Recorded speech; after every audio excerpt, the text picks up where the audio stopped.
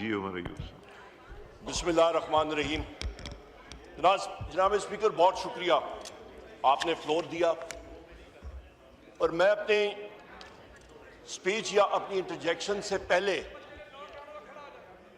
यहां पे जरा खामोशी जनाब, थैंक यू।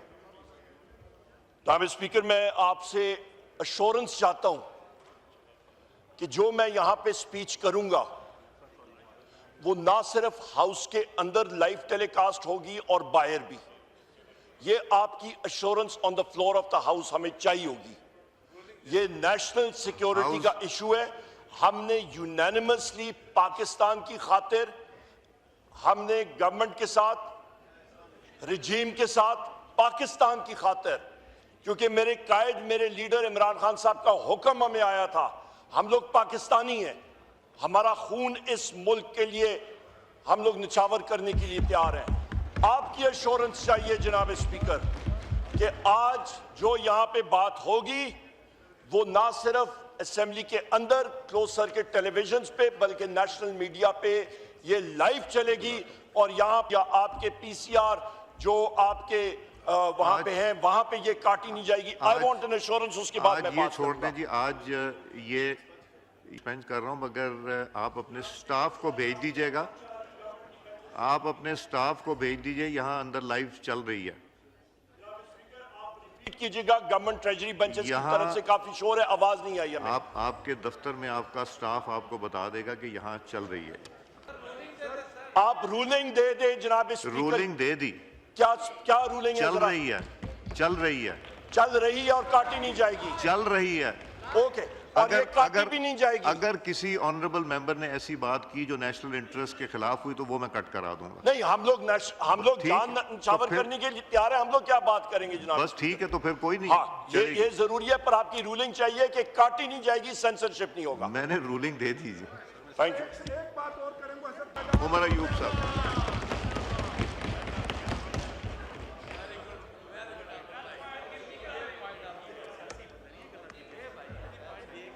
बिस्मिल्लाहिर्रहमानिर्रहीम। जनाब स्पीकर, बहुत शुक्रिया जी। जनाब स्पीकर, आपसे पहले स्पीकर है या सादिक साहब ने ये रूलिंग दी है और अश्योरेंस दी है कि बैसियत लीडर ऑफ द ऑपोजिशन, जो मेरा इस हाउस में एक प्रिविलेज और राइट है कि मैं यहाँ पे इस डिबेट को शुरू कराऊं। जो रेजोल्यूशन यहाँ पे यूनानिमसली पास हुई है, पहलगाम अटैक जो कि हिंदुस्तान के अंदर हुआ था और जिसका नाजायज मलबा पाकिस्तान पे लगाया जा रहा है, उसके ऊपर दूसरी चीज यहां पे मैं ये कहूंगा कि दूसरी चीज मैं यहां पे ये रिक्वेस्ट करूंगा कि आप ये भी नोट कर लें कि अल्हम्दुलिल्लाह ऑपोजिशन साथियों की हमारी स्ट्रेंथ आप देख लें, पूरी स्ट्रेंथ पे पाकिस्तान की खातिर सब के सब यहां पे ऑपोजिशन के साथी ज्यादा तादाद में मौजूद हैं बनिस्बत गवर्नमेंट के।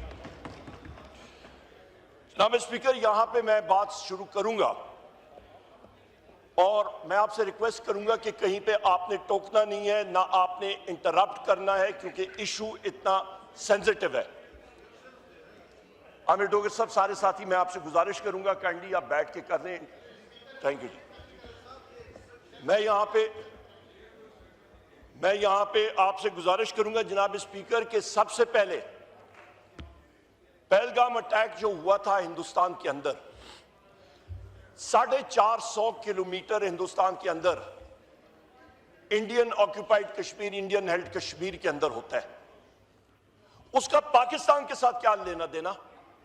हम लोगों ने, सारी कौम ने, सब ने, जहां पे वो सियाह वहां पे हलाक हुए, हम लोग हर किस्म की दहशतगर्दी को कंडेम करते हैं। हम लोग इस तरह की दहशतगर्दी में पाकिस्तान कभी मुलव्वस नहीं हुआ। और उल्टा मोदी जो है, जो फाशिस्ट मोदी सरकार है, वो मलबा कहां पे डालती है? वो किसको टारगेट करती है? पाकिस्तान को। इस चीज को हम लोग कंडेम करते हैं जनाब स्पीकर। उसकी बुनियादी वजह क्या? आप देखें कि जो उनके सस्पेक्ट्स थे, उनके घर जाके हिंदुस्तान की सिक्योरिटी फोर्सेस मसमार कर रही हैं। आप मुझे बताएं, कोई टेररिस्ट जाके अपना घर वहां पे लेगा, बनाएगा, अपने नाम के ऊपर फर्द उसका होगा। उनका झूठ तो उधर ही साबित होता है कि जो उनके सस्पेक्ट्स हैं वो हिंदुस्तान के अपने लोग हैं, पाकिस्तान का उससे क्या लेना देना। उल्टा मलबा पाकिस्तान पे। यहां पे जनाब स्पीकर मैं आपसे यह बात करता चलूं कि शहबाज शरीफ ने पाकिस्तान मिलिट्री एकेडमी की परेड में जब उसने स्पीच वहां पे की, उसने मुझे जाती तौर पे और ऑपोजिशन के सारे साथियों को दुख पहुंचाया, पाकिस्तान की कौम को दुख पहुंचाया। और उसकी बुनियादी वजह क्या? यहां पे गवर्नमेंट के साइड पे, रिजीम के साइड पे इन लोगों को उस जगह का मालूम नहीं है कि उस परेड ग्राउंड में, पाकिस्तान मिलिट्री एकेडमी में जो कैडेट्स कमीशन हासिल करते हैं, वो उस दिन का माहौल क्या होता है। फौज के साथ या पाकिस्तान के साथ ताल्लुक या इनका होता, मोहब्बत होती तो वहां पे ये स्पीच कभी ना होती। शहबाज शरीफ वहां पे जो स्पीच करता है वो कहता है कि जी हम लोग इन्वेस्टिगेशन के लिए तैयार हैं। जनाब स्पीकर, मैंने उसी वक्त उसकी स्पीच के 4 मिनट के अंदर अंदर ट्वीट करके उस चीज को कंडेम किया। हम लोग क्यों इन्वेस्टिगेशन के लिए तैयार हो? हमारा उस इंसिडेंट के साथ, पहलगाम के साथ कोई ताल्लुक नहीं। उसकी स्पीच में यह होना चाहिए था जो ऑपोजिशन ने की कि हम लोग सोचेंगे बाद में, वार पहले करेंगे और मारेंगे।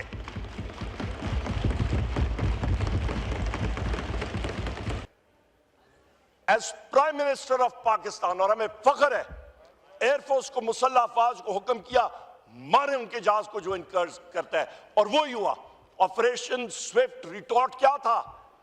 उनके 2 जहाज SU-30 और MiG-21, SU-30 कश्मीर के अंदर उनका गिरा, MiG-21 पाकिस्तान की तरफ आके गिरा, जहां पे उसका अभिनंदन अरेस्ट हुआ और उसको फिर वापस दिया गया।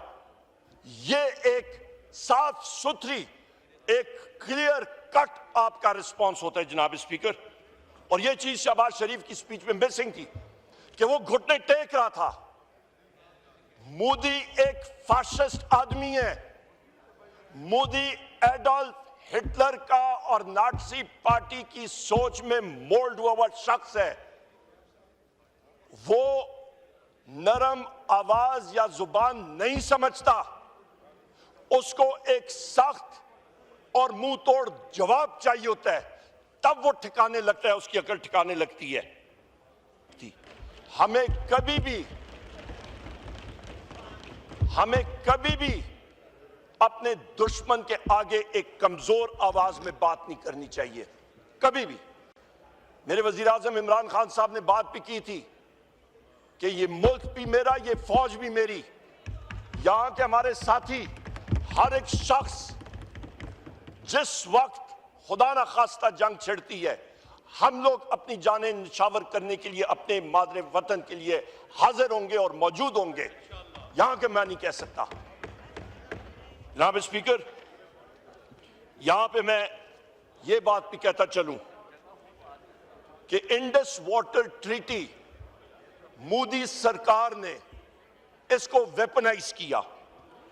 19 सितंबर 1960 को ये इंडस वाटर ट्रीटी साइन हुई थी प्रेसिडेंट अयूब खान साहब और जवाहरलाल नेहरू साहब के दरमियान। और इस ट्रीटी की वजह से पाकिस्तान और हिंदुस्तान की जंगें भी हुई हैं, कन्फ्लैग्रेशंस हुई हैं, सब कुछ हुआ, पर this treaty withstood the test of time. आज ये शख्स इसको वेपनाइज कर रहा है। यहां पे ये मैं कहता चलूं कि मुख्तलिफ इसी हाउस में मुतअद्दिद बार मैंने ये बात सुनी कि प्रेसिडेंट अयूब खान ने खुदा ना खास्ता पाकिस्तान का पानी बेच दिया। तो या उन साथियों का जो यहां पे गवर्नमेंट बेंचेस पे भी, ये रिजीम के बेंचेस पे यहां पे बहुत बार मैंने आवाज सुनी है, या वो बात होती, उस पे सदाकत होती, तो आज आप अपने इस जॉइंट रेजोल्यूशन में ये क्यों कह रहे हैं कि हम लोग डिक्लेरेशन ऑफ वॉर करेंगे कि मोदी जो है उसने इस ट्रीटी को यूनिलैटरली सस्पेंड कर रहा है।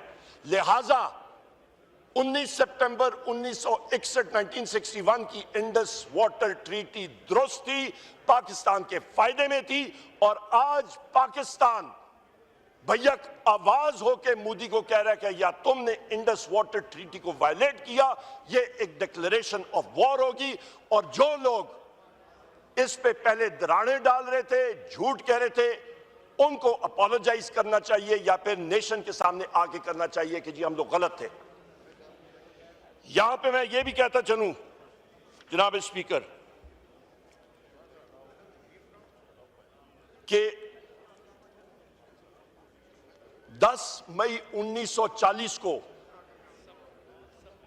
जिस वक्त सेकेंड वर्ल्ड वॉर 1939 में छिड़ गई थी, और ये मिसाल क्यों जरूरी है, ये लीडरशिप के हवाले से मैं बात कर रहा हूं। 10 मई 1940 को जिस तरह मोदी है, मैं फिर कह रहा हूं, और जो मेरे कायद ने भी बार इसको इक्वेट किया है मोदी को हिटलर के साथ, ये उसी तसलसल की बात मैं कर रहा हूं। 10 मई 1940 को हिटलर ने यूरोप के लोलैंड कंट्रीज को, लो कंट्रीज को इन्वेड किया।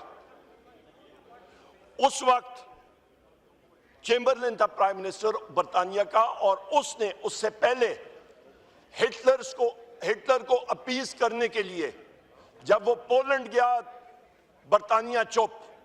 जिस वक्त वो नॉर्वे में उसने इन्वेजन की और बरतानवी फौजी वहां पे गए और फिर उनको सरेंडर करना पड़ा, बरतानिया चुप।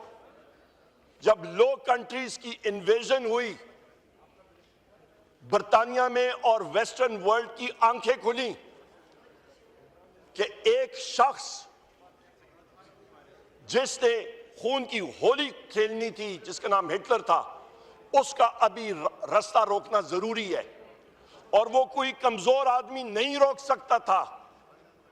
लिहाजा उसी दिन British parliament house of Commons का इजलास हुआ, वोट ऑफ कॉन्फिडेंस हुआ, और चर्चिल ने वो वोट ऑफ कॉन्फिडेंस जीती, क्योंकि उनको एक वॉर टाइम प्राइम मिनिस्टर चाहिए था जो कि मुकाबला कर सकता था हिटलर का, ना कि एक वीक नीड जिसकी काम पे टांग रही हो।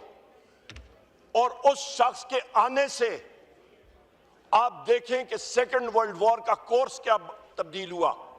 वही बरतानिया की फौज जो नॉर्वे में सरेंडर कर गई थी चंद महीने पहले, उसके बाद डंकर्क से रिट्रीट हुई और आहिस्ता आहिस्ता उसकी वो फेमस स्पीच चर्चिल की कि we will fight on the beaches, we will fight on the land, we will fight in the air, मुल्क को मुत्तहिद कर दिया उसने।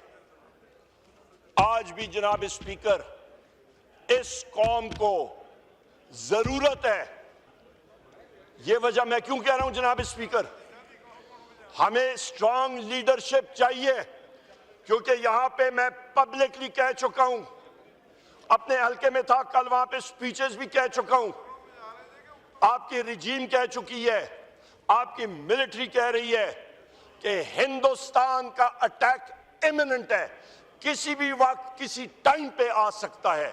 उसका मुकाबला एक स्ट्रांग लीडर ही कर सकता है, वीक लीडर कभी नहीं कर सकता। और हिंदुस्तान क्या करेगा? हम लोग जनाब स्पीकर बात करते हैं कि आपकी टेरिटोरियल जोग्राफाई सरहदों की बुनियाद क्या होती है, आपकी नेशनल कोहेजन, कौमी हम आहंगी, दूसरी आपकी मजबूत दिफा, स्ट्रांग क्रेडिबल डिफेंस, नंबर 3 आपका एक मजबूत इकोनॉमी। एक एक करके आपके सामने मैं पेश करता हूं। हिंदुस्तान ने एक एक करके इस चीज को काफी सालों से पाकिस्तान में टेररिज्म को फरोग दिया है, वो हाथ वो खुरा सीधा हिंदुस्तान में जाता है जनाब स्पीकर। हिंदुस्तान भी कर रहा है और कुछ हमारी अपनी कोताहियां भी। जिस वक्त वोट ऑफ नो कॉन्फिडेंस और रिजीम चेंज ऑपरेशन आपका इंजीनियर हुआ, उसके साथ हुआ क्या? आपकी मईशत पे भी असर पड़ा, उससे ज्यादा आपकी नेशनल कोहेजन, कौमी हम आंगी पे फर्क पड़ा। यहां के जो अपोजिशन के मेरे साथी बैठे हुए हैं, मैं बार इस ऐवान में कह रहा था कि सारों पे FIR हैं। आज सुबह हम लोग इंसदाद दहशतगर्दी अदालत इस्लामाबाद में, हम सारे वहां पे खड़े थे, जगह नहीं थी वहां पे तिल धरने की। क्यों?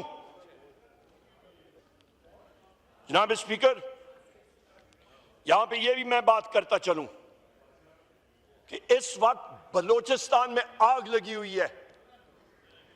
बलोचिस्तान के हमारे साथियों को आप देखें, सरदार अख्तर जान मेंगल साहब, वहां पे साजिद खान तरीन साहब, मारंग बलोच साहिबा को जेल में डाला गया, उनके बाकी साथियों को जेल में डाला गया है। अख्तर जान मेंगल साहब इस हाउस के मेंबर हैं, उन पे साजिद खान तरीन साहब पे डायरेक्ट फायरिंग की गई। और उस दिन मैं यहां पे कौमी असेंबली में 12 मार्च को मैं बल्कि उसके बाद 7 अप्रैल को मैं उठ के ये पॉइंट आउट कर रहा था, या सादिक साहब ने मुझे टाइम नहीं दिया और हम लोगों ने वॉकआउट किया। ये वो हालात है। यहां पे आप देख लें, हमारे बलूचिस्तान के साथी इधर मौजूद हैं और आपके यहां पे रिजीम के इस जगह पे डेस्क पे भी बैठे हैं। मैं इनको चैलेंज करता हूं, खोराल चैलेंज, बगैर सिक्योरिटी के अपने हल्के में या बलूचिस्तान में कहीं पे भी जाके खड़ा होके सेल्फी लेके हमें बता दें। मैं चैलेंज करता हूं कि मैं अकेला जाऊंगा और वहां पे खड़ा होऊंगा। ये क्या कर सकते हैं? कोई शख्स इनका कोई जाके वहां पे खड़ा हो सकता है? और सवाल का जवाब है कि नहीं कर सकते, जुर्रत नहीं कर सकते हैं। इनका एक MPA हुकूमती बेंचेस का, उसके साथ guards, Kalashnikovs, G3s, light machine guns पूरे काफले में डालों के साथ जा रहा था। अगलों ने उसको रोका, 4 घंटे उसको वहां पे बिठाई रखा। उसके गार्ड्स बेचारे टेढ़ी बकरियों की तरह आसपास फिर रहे थे गाड़ियों के, डिसआर्म करके रख दिया। किधर स्टेट है, किधर स्टेट की रिट है? तकरीबन मैं तो कंजर्वेटिव एस्टिमेट देता रहा हूं फ्लोर ऑफ द हाउस पे और हर जगह पे कि 8 जिले आपके बलोचिस्तान के नो गो एरियाज हैं, वहां पे स्टेट की कोई रेट नहीं है। दर हकीकत ये फिगर 16 जिले हैं। जनाब स्पीकर, सिंध के ऊपर यहां पे 12 मार्च 2024 को हमारे ऑपोजिशन के साथियों ने सिंध के शेर का हिस्से का पानी जो चोलिस्तान में ग्रीन इनिशिएटिव्स के जरिए SIFC का जो प्रोजेक्ट है उसको ट्रांसफर करने की, उसके खिलाफ करारदाद हम लोग यहां पे लाए। मैंने जमा कराई करारदाद गैब। अयाज सादिक साहब ने यहां के कहा कि जी पीपल्स पार्टी ने 7 अप्रैल को की। नहीं जनाब, वो तो यहां पे इस फ्लोर ऑफ द हाउस पे मेरी तकारीर देखें, उसकी ट्रांसक्रिप्ट निकालें। हम लोग कितने महीनों से इस चीज को उजागर कर रहे हैं। ये PMLN के जो पार्लियामेंटेरियंस हैं, इन्होंने तो पीपल्स पार्टी को कहा था कि आप किस चीज का रोना कर रहे हैं, आपने तो साइन ऑफ कर दिया आसिफ अली जरदारी ने। और वो डेट्स भी बता देता हूं, केयर टेकर गवर्नमेंट ने, जो उनकी अथॉरिटी में काम नहीं था, एक इलीगल एक्ट की मीटिंग में उन्होंने वो करारदाद पेश कराई, वहां पे मिनट्स ऑफ द मीटिंग में पेश कराई कि CCI में फाइनल डिसीजन होगा, पर हम लोग ये सिंध का पानी ये चोलिस्तान के लिए और आपके इस ग्रीन इनिशिएटिव के लिए अप्रूव करते हैं। ये अगले दिन इलेक्शन हो रहा है 12 घंटे के बाद। सिंध में पानी की किल्लत है, आप सिंध की आवाम का गला काट रहे हैं। ये कहां की नेशनल कोहेजन है? और फिर 8 जुलाई 2024 को आसिफ अली जरदारी ग्रीन इनिशिएटिव्स की मीटिंग सदर हाउस में चेयर करता है और वहां पे वो उसको ओके करता है, जिसका मैंने ये PMLN के लोग भी कहते हैं कि जी आपने तो साइन ऑफ किया। इस चीज को हम लोग कंडेम करते हैं जनाब स्पीकर कि आपका सिंध भी आपका, वो कहते हैं आप इनाम्स, वहां पे भी आपका खुद उस सूबे से ताल्लुक है, वहां पे ये चीज बहुत सेंसिटिव इशू है। आपका बलोचिस्तान जो है वहां पे इशू है। आपका एक्स फाटा के इलाकों में, जनाब स्पीकर,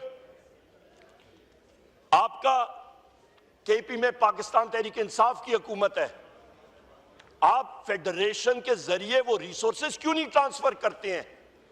नेशनल कोहीजन पे हिट पड़ रही है। जनाब स्पीकर, हम लोग बात करते हैं, आपको मैंने टेरिटोरियल इंटेग्रिटी की एक जुमरे के बारे में, नेशनल कोहीजन के बारे में बात की, आप उसके आगे आए। क्रेडिबल डिफेंस, पाकिस्तान और हिंदुस्तान की जब जंग होती है, यहां पे मुसल्लह अफवाज में उसको कहते हैं कि ट्रिपल एस, वन ए, एक अल्लाह, नंबर 2 आर्टिलरी, नंबर 3 एयरफोर्स। ये ट्रिपल एस आपकी बैटलफील्ड एनवायरनमेंट को डिटरमिन करती हैं। अल्लाह ताला की मदद के अलावा कुछ चीज नहीं, उसको जो चीज फोर्सफुली आगे करती है वो आपकी आर्टिलरी और एयरफोर्स। किसी भी जंग में आपका जो इन्फेंट्री होती है या मैकेनाइज्ड इन्फेंट्री होती है, वो ग्राउंड होल्ड करती है जब आपके पास एयर डोमिनेंस हो या आपके पास आर्टिलरी की कवर हो, वरना आप टेरिटरी होल्ड ही नहीं कर सकते हैं। चेयर की बात सुन लें, हमने रूल सस्पेंड किए हैं कि पाकिस्तान की यहजती के साथ आप सब उसमें बोलें। आप रेलेवेंट रहें प्लीज, रेलेवेंट रहें। I didn't want to disturb you, पर आप रेलेवेंट रहें। अयूब उमर साहब का माइक खोलें। जनाब स्पीकर, हमारे जवान और अफसरान खुदा ना खास्ता ये जंग छिड़ती है, अपनी जान का नजराना पेश कर रहे होंगे, उनको मालूम होना चाहिए कि पीछे इकोनॉमिकली, फाइनेंशियली सब चीजें हमारी बराबर हैं। मैं उनके डिफेंस में बात कर रहा हूं, मैं पाकिस्तान की सालमियत के लिए बात कर रहा हूं। जनाब स्पीकर, मैं यहां पे ये कहता चलूं जनाब स्पीकर कि आप तारीख उठा के देखें, पाकिस्तान हिंदुस्तान की जंग 15 दिनों से 17 दिनों से ज्यादा नहीं होती, पर इस वक्त ये जंग जो आने वाली है ये इतनी शॉर्ट और इतनी खौफनाक होगी। मैंने आपको न्यूक्लियर ट्रिगर्स बता दिए हैं। मैं आपको यह बताता चलूं कि आपका जनाब स्पीकर इस वक्त, जो मैं इस हाउस पे बारहा बार कह चुका हूं, आपका नवंबर 1986-87 में, जनवरी 87 में जनरल सुंदर जी था, उसने ऑपरेशन ब्रास टैक्स लॉन्च किया था और उसका यह था कि हिंदुस्तान की टैक्टिकल न्यूक्लियर स्ट्रैटेजी को वो बना रहे थे, मुस्तकिम कर रहे थे। उसके बाद आपका कोल्ड स्टार्ट स्ट्रैटेजी आई है और कोल्ड स्टार्ट स्ट्रैटेजी यह भी खतरनाक चीजें बन जाती हैं इन एज अ होल। आप इसको देखें, कोल्ड स्टार्ट स्ट्रैटेजी में यह है कि ऑफेंसिव ऑपरेशंस और उसको यूनिफाइड बैटल ग्रुप्स में इंटीग्रेट करके उन्होंने लॉन्च करना है। हमारे पास पाकिस्तान का रिस्पांस 2010 से अज़्म नौ 3 हमने किया था और ये इसी स्ट्रैटेजी के खिलाफ किया था। हमने Nasr missile 60 kilometre range tactical nuclear weapon उस पर लग सकता है, ये इसी कोल्ड स्टार्ट स्ट्रैटेजी के लिए। मैं फिर बात करता हूं जनाब स्पीकर, उस पर दोहराता हूं कि जो हमारा रिस्पांस होना चाहिए था वो आया नहीं। हमारे पास एबिलिटीज न्यूक्लियर मिसाइल्स की अवेलेबल हैं, कन्वेंशनल वेपन्स अवेलेबल हैं, शॉर्ट रेंज और लॉन्ग रेंज। मोदी सरकार को हमें एक बात बतानी चाहिए थी कि तुमने जो स्ट्रैटेजी ऑपरेशन ब्रास टैक्स में या आपने कोल्ड स्टार्ट में इवॉल्व की है पाकिस्तान के खिलाफ, हम तुम्हें पाकिस्तान की टेरिटोरियल लिमिट, पाकिस्तान की बाउंड्री क्रॉस नहीं करने देंगे। हम तुम्हें निस्तो नाबूद करेंगे तुम्हारे अपने एरिया में। ये वो रिस्पॉन्स चाहिए जनाब स्पीकर। अभी आते हैं ये आपके न्यूक्लियर ट्रिगर्स के बारे में भी बात मैंने कर दी कि कौन कौन से वो न्यूक्लियर ट्रिगर हैं जो आपको ये वॉर की तरफ लेके जाते हैं। आपका जनाब स्पीकर, आपका नेवी के हवाले से आते हैं। मैंने आपको बताया कि न्यूक्लियर ट्रिगर हमारा एक भी है कि पाकिस्तान की सी लाइंस ऑफ कम्युनिकेशन, एसलॉक उसको कहते हैं एब्रिविएशन, वो या वो स्टॉप करें। हिंदुस्तान के पास 3 अरिहांट क्लास के न्यूक्लियर अब्दोजे हैं और उसका मतलब क्या कि न्यूक्लियर आबदोज सालों के लिए पानी की सतह के नीचे रह सकती है। वहां पे सिर्फ इंसान ने बाहर आके खाने के लिए कोई चीज लेनी होती है, आबदोज को कोई फर्क नहीं पड़ता। उस एक आबदोज में आपके पास शॉर्ट रेंज 650-700 किलोमीटर के तकरीबन 12 न्यूक्लियर मिसाइल्स हैं और एक आबदोज में 4 लॉन्ग रेंज 4,500 किलोमीटर हिट करने वाले न्यूक्लियर मिसाइल्स हैं और वो तीनों आबदोजें इस वक्त आपके अरेबियन सी में क्रूज कर रही हैं। आपका उनका एयरक्राफ्ट कैरियर, एक एयरक्राफ्ट कैरियर भी वो भी एट हाई सीज है। यहां पे जनाब स्पीकर आपको ये बताऊं कि सबमरीन वॉरफेयर में एक चीज उसको थर्मोक्लाइन कहते हैं कि आप जितनी डेप्थ में जाते हैं तो आपका टेम्परेचर, दर्जा हरारत चेंज होता है और ये अरेबियन सी में तकरीबन आपका बाकी जगहों से अरेबियन सी में ये थर्मोक्लाइन ज्यादा डीप तक जाता है। तकरीबन आपका 350 फुट से लेके तकरीबन आपका ये 800 फुट तक जाता है। इसमें होता क्या है कि सोनार, जो पाकिस्तान नेवी के पास P3 ओरायन या अटलांटिक एयरक्राफ्ट हैं या सी किंग हेलीकॉप्टर हैं, उनके नीचे सोनार होता है, वो डेप्थ वो चेक करते हैं कि नीचे कोई चीज है या नहीं है। ये आपका थर्मोक्लाइन उसको इस तरह अफेक्ट करता है कि जिस तरह शीशा होता है वो वेव्स उसको टकराती हैं और रिफ्लेक्ट हो जाती हैं। और ये सबमरीन्स जनाब स्पीकर क्रूज करती हैं डेप्थ पे। ये आपका जनाब स्पीकर ये थ्रेट्स हैं पाकिस्तान के। आपको मैंने बताया कि आपके नेशनल सिक्योरिटी स्ट्रेटेजी के हवाले से आज और पिछले 2 सालों में ये मनफी पे चली गई। ये कहते हैं जनाब, ये जनाब कहते हैं जनाब स्पीकर कि हमारी ज़राअत बढ़ रही है। ज़राअत के बारे में पूछे कि किस चीज में डेवलपमेंट आई है तो कहते हैं जी हमारी भेड़ बकरियां ज्यादा हो गई हैं। और भाई भेड़ बकरियों की तादाद आपने देखी है? आप कौन उसको कर रहे हैं? फिक्टिशियस फिगर्स दे रहे हैं। रेवेन्यू शॉर्टफॉल इस साल 703 अरब रुपए तक पहुंच गया है। Public sector program, development program इस हाउस ने जो पास किया था 1400 अरब का, अभी तक सिर्फ तकरीबन 312 अरब रुपए खर्च हुआ है, यानी कि 22% भी नहीं खर्च हुआ।